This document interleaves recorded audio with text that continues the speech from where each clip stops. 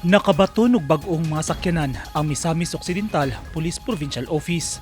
Kilangkuban kini sa unom ka unit sa 4x4 Toyota Hilux ug usa ka unit sa Toyota Innova. Kaganihang buntag Enero 19, gihimo ang blessing og turnover niini sa Camp Major Lucas O. Naranjo, Lower Lamac, Oroqueta City. Pinaagi sa mga bagong sakyanan, mapadayon sa kapulisan ang pagpaningkamot sa pagpalambo sa ilang modernisasyon, hilabi na sa pagpaligon sa mobility assets aron mas mapaligon ang serbisyo. IPANG-APOD-APOD sa nagkadiyang police station sa Misamis Occidental ang mga sakyanan aron masiguro nga epesyente ang transportasyon sa mga personahe, mas paspas ang pagtubag sa mga insidente, epektibong operasyon sa pagpatuman sa mga balaod ug ang pagtukod og mas klaro ug mas matinud-anong presensya sa kapulisan panahon sa pagpatrol.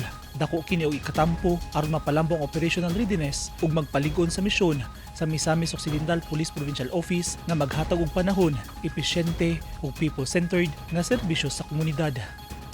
Eugene Hinutad, Newsline Philippines. Stay safe.